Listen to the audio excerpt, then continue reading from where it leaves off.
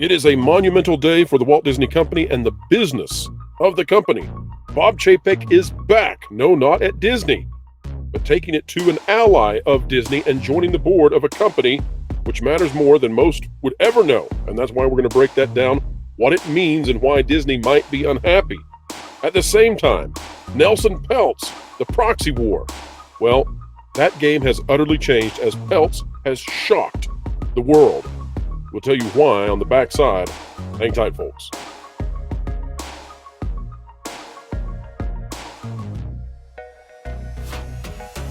Hello and welcome to the Pro Channel. We are happy to have each and every one of you. This is the place where we explain entertainment and keep you ahead of the culture curve. Folks, there's a lot. We're not going to wait. Let's get straight into it. First of all, yes, Bob Chapek is back. Not at Disney necessarily, but he is joining the fray again, taking on an entertainment and tech giant. Here's what we've got out of Deadline. Dade Hayes. Many of you out there have wondered, where is Bob Chapek? Why is he not talking? We uncovered in the video this morning that Bob Chapek, the former CEO of the Walt Disney Company, received $10 million in payment from the Disney Company, likely part of an NDA, non-disclosure agreement. And that also probably includes a non-compete.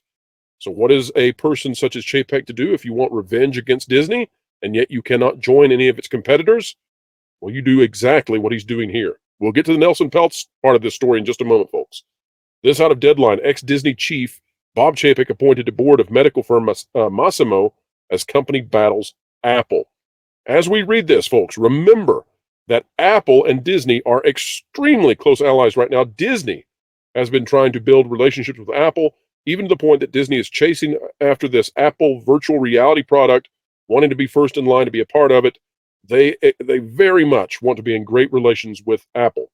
Bob Chapek, a nearly 3-decade Disney veteran who was ousted in 2022 as the media's company CEO, and by the way, still holds the record for the highest the stock ever was as CEO, has been appointed to the board of directors of medical tech firm Masimo.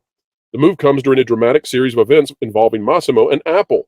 The tech giant has been in a patent dispute with the firm over a blood oxygen tool featured in the company's latest line of smartwatches. Now, this is to such a deal that Apple has not been able to sell their Apple watches the way that they would like to. And there's major money on the line here. After the International Trade Commission ruled that the feature infringed on Masimo's patent, Apple pulled the current edition of the watches off the market. Multiple media outlets reported Monday that the feature is being taken off of the watches in subsequent editions. Chapek took over as CEO of Disney in February 2020. Here's what he says about this. I am thrilled to join the Masimo board, Dick said in a press release. I look forward to helping advance the company's growth by leveraging their core technologies in the consumer and consumer health spaces. Now, folks, Bob Chapek comes from the Disney Company. What the heck does he know about medical devices? I would suggest he knows very little. So why does Masimo want Bob Chapek on the board? Think a little bit deeper than what the mainstream would tell you. It could be, ladies and gentlemen, that Masimo would love to have Chapek on the board because Chapek at Disney was probably in great relationships with Apple. And what does Masimo want right now? They want to find a way to get to either a settlement or to a win against Apple. Bob Chapek comes in with those sorts of relationships already in place. He knows the folks who work at Apple. He can create connections at Masimo that Masimo would have not have otherwise. However, that is not in the interest of Apple. What does Apple want? Apple wants to win. Apple wants this company to go away. Apple wants to put this thing back in their watches and claim the patent was theirs all along. Probably not going to happen. And what does this do when a former Disney CEO is going onto a company that's battling with Apple and hurting the company in a very significant way? Well, it probably doesn't do very much for Disney in terms of a win. However, it gets far worse for Disney than just Bob Chapek coming back. Again, remember, Bob Chapek cannot compete against Disney. We definitely believe that. We don't think that Bob Chapek can go to a Comcast or to any of these other entertainment companies. He can't join Netflix on the board. We don't believe that. We don't know that, but we don't believe that he can. But he can join this particular, folks, think about it, this particular medical device company, which is tangentially related to the relationship between Apple and Disney. And he can get his just desserts there. Now, what is happening that perhaps is even a bigger deal? Nelson Peltz dropped a bombshell today, folks. A bombshell on the Walt Disney Company today, revealing through documents that Nelson Peltz now has control of greater than 10% of the shares at Disney. It has taken them all back. Disney, in their official documents today, they even claimed that Ike Perlmutter has more stock than Nelson Peltz. And Peltz, via the Trian Group, released a statement today showing that if you do the math, that they now have more than 10%. And do you know what that means? That means that this man right here, Nelson Peltz, he is the largest shareholder of the Walt Disney Company. He alone, by the way, owns more than 1% of all the stocks. But his groups that he now controls, the shares that have been given to him, more than 10%. Now, you talk about leverage. It is getting more and more difficult for Disney to stop him. And Disney can attempt to stop him. They sure can. They can attempt to stop him. The problem is that if they stop him this year, if he continues to gain momentum, we're actually getting into potential hostile takeover territory for the Walt Disney Company. This is the bombshell of all bombshells. I want to play for you now an interview that Mr. Peltz did this morning with CNBC. Of course, this breaking, and I'm going to give you my thoughts as we play it. Listen, and we'll give you the analysis right now. It's David. I mean, listen, I feel like it's deja vu because we had this conversation with you a little over a year ago when you were trying to get on the board, and then you decided not to. And they're saying the same thing they said then, too, which is they question the relevant experience that you have. Remember, folks, Peltz did attempt this last year. Disney acquiesced on everything except transparency with China. Thus, Peltz said, well, you've given me everything I want. Now he's back again because things didn't go well. In terms of the entertainment media business and why you would add anything, they, of course, say that they have an incredibly well-stocked board of people who are fully capable of holding the management team accountable. And again, what's the plan? Like, other than saying they got to do better, what's the plan? Notice this is a bit confrontational. It's going to continue in that vein because politics are at play here. Nelson Peltz, joined with Ike Perlmutter, joined with some others, they're on the political moderate to right side of things. Disney, definitely not anywhere close to moderate. The D-files over on Film Thread have shown Disney has moved far, far to the left. And, of course, we're watching something out of CNBC. You figure out where CNBC stands. David, you asked it just like I wanted you to. I mean, as written. First of all, this board, from Bob to every independent director, has underperformed the S&P on every measure. 1 year. Now, that is a key point, folks, and this is going to be the major leverage beyond having more than 10%. Again, an incredible bombshell that is broken today. Nelson Peltz is now the biggest stockholder of Disney. Good Lord! Or at least he's in control of the biggest group of stocks of anybody. He's bigger than BlackRock. He's bigger than Vanguard. But this statement that Disney has underperformed the S&P 500, what he's saying is that of the top 500 companies in the stock market, Disney is underperforming them. That means that they are below the success delta of the other companies. It's a major, major point, and that may be enough to bring on some other allies to get him across the threshold to get 2 seats on the board. And if it doesn't happen this year, and this is really what Disney should worry, well, Iger should worry about, Disney should be ecstatic. If it doesn't happen this year, he's coming, and he's probably coming for at least 4 board seats. Year, 3 years, 5 years, 10 years. How many? I also want to draw your attention, folks. Take a look at those years down there. You see 2024 at the bottom right side of that graph. Between 2020 and 2022, you're going to see a mountainous climb that Disney had. That's the Bob Chapek years. Look at where Iger has been. Look where Chapek was. That shows you why there are folks like Trian that are irritated that Bob Iger is in control. How much more do we have to go? How long do we have to continue to suffer with this great board? By the way, they said I have no media experience. I don't claim to have any. But I would tell you, I don't think they have much media experience. They broke a record this year. You know that the last 5 movies in a row were losers. Now, again, folks, if you paid attention to the mainstream, you wouldn't know that. But if you've been watching this channel, you know that exactly. And Peltz is right. The last 5 films from Disney, all flops. And the majority of films from Disney in the last 2 years, flops. If that comes with media experience, I want a guy who doesn't have a media experience. So David, let's deal with facts.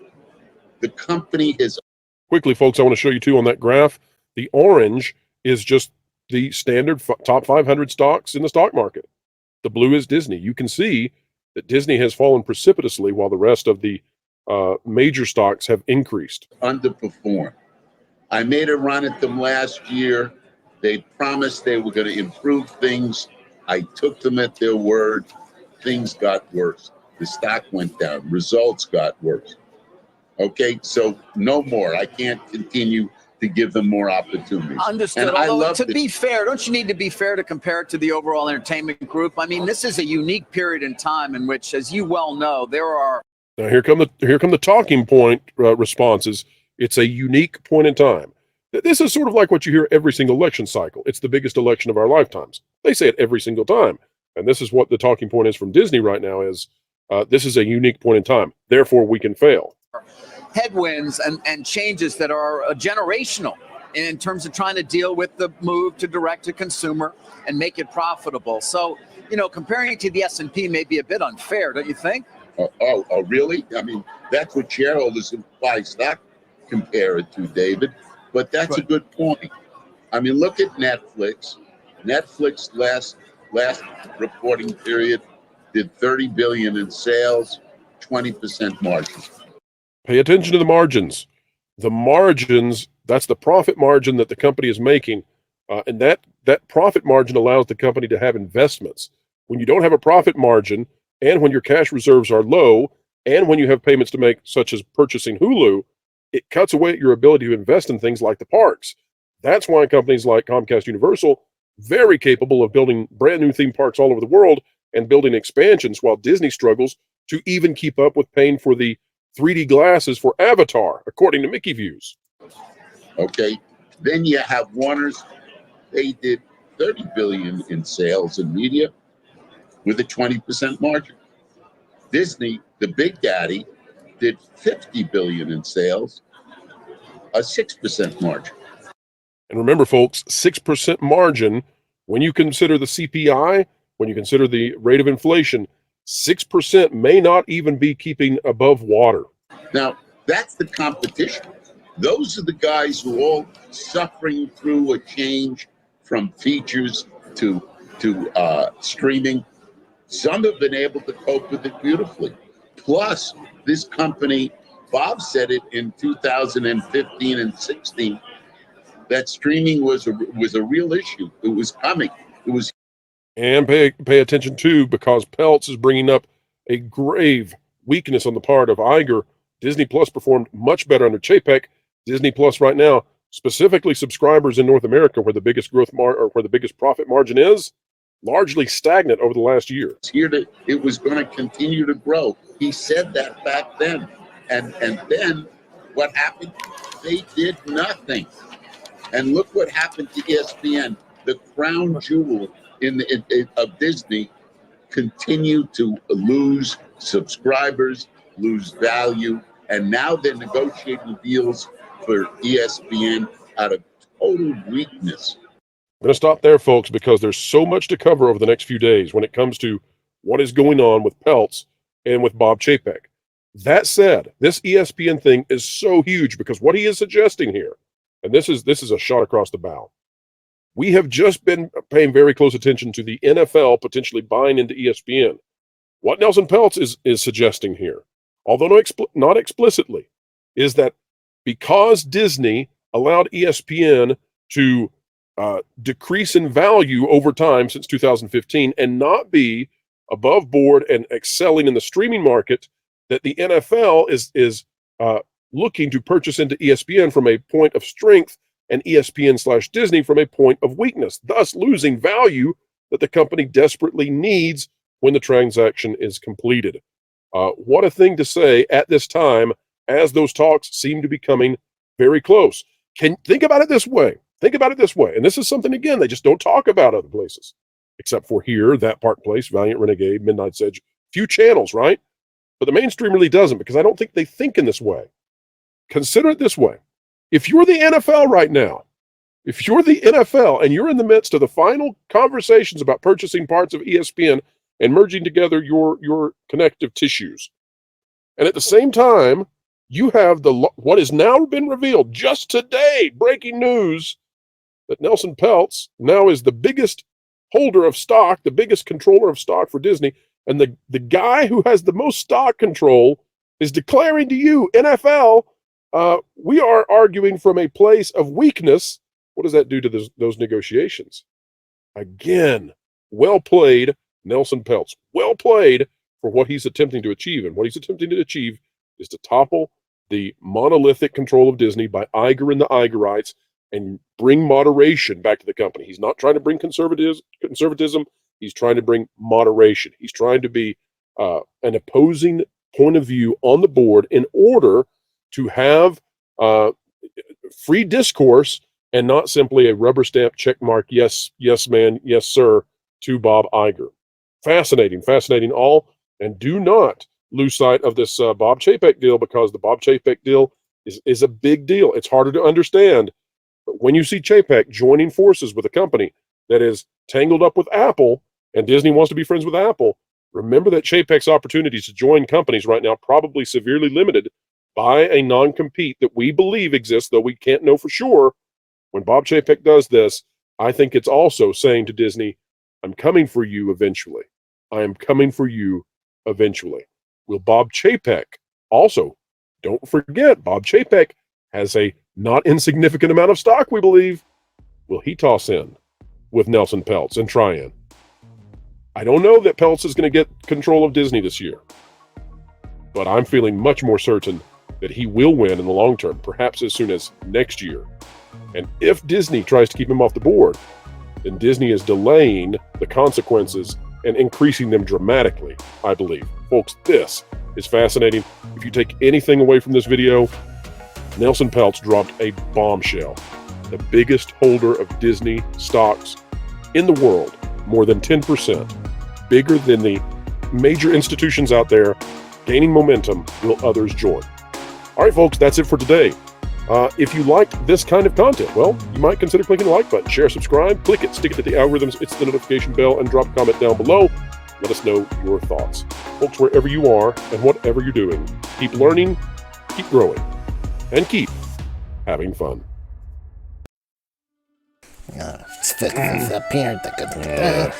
This is one big cultural appropriation, don't you think? What do you mean? We're just celebrating the Year of Medmud. There's no thing called the Year of Medmud. There's a dog, but not a Medmud. Where do you get this from? Were you reading Time magazine again? No, but I just figured that since he's so generous, he deserved to be like Star of the Year. The GOAT, if you will.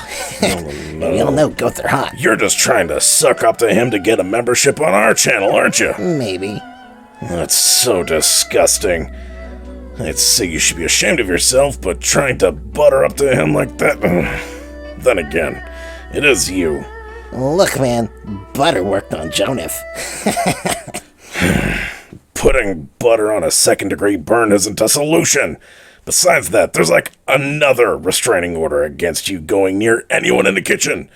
But you know what there isn't a court order for? Subscribing to WDW Pro and bookmarking thatparkplace.com, where John Trent is editor-in-chief, so you can keep ahead of the culture curve and get accurate information, which will also keep you from getting burned by the mainstream media. So you are saying I did a sick burn? You're an idiot. Now clean all this up.